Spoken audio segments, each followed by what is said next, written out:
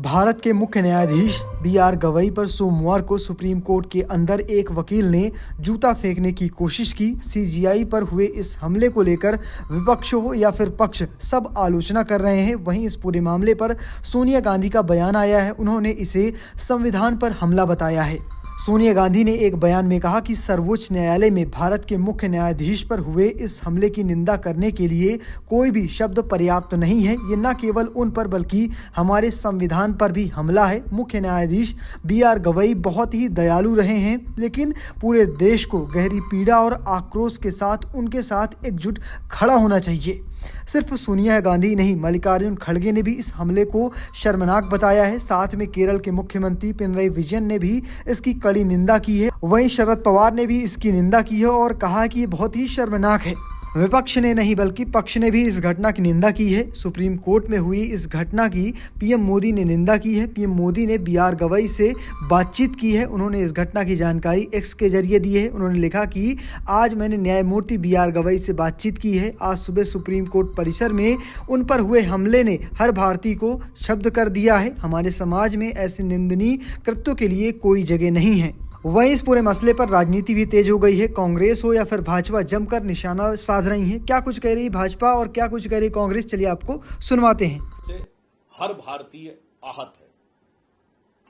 इस प्रकार का आचरण भारत की संवैधानिकता, भारत की सामाजिकता और भारत की सांस्कृतिक परंपरा तीनों की दृष्टि से सर्वथा निंदनीय है। प्रधानमंत्री श्री नरेंद्र मोदी जी ने भी इस घटना पर अपने क्षोभ और आक्रोश की अभिव्यक्ति की है। संविधान और संवैधानिक पदों की मर्यादा और गरिमा को बचा के रखना हर भारतीय का कर्तव्य है। अतः इस प्रकार का आचरण हर भारतीय को आहत करता है और माननीय प्रधानमंत्री जी ने यह भी कहा है कि ऐसी परिस्थिति में भी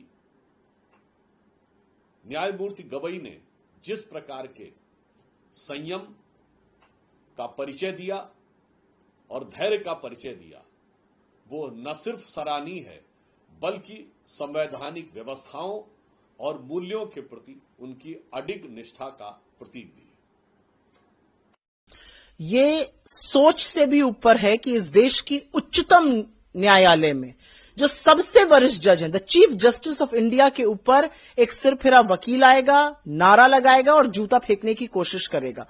ये बहुत दिक्कत तलब बात है। ये शायद उनका बड़प्पन है कि उन्होंने कहा कार्रवाई चलती रहे, लेकिन ये हम सबके लिए चिंता का बहुत बड़ा विषय है।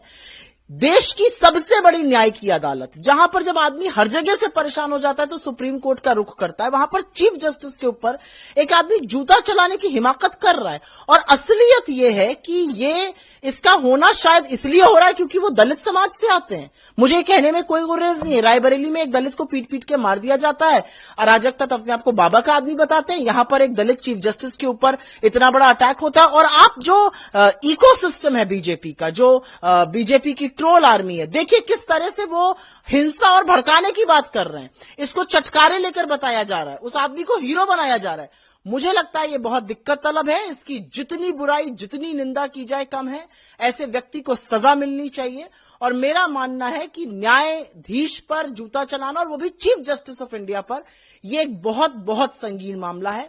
इसकी निंदा होनी चाहिए। लेकिन ये कहीं ना कहीं जो बीजेपी, उसके समर्थक, उसका इकोसिस्टम है, उसकी मानसिकता दिखाता है दलितों के प्रति, चाहे वो सबसे ऊंचे पद पर बैठे हो या वो सड़क पर चलने वाले हरिओम जी हो।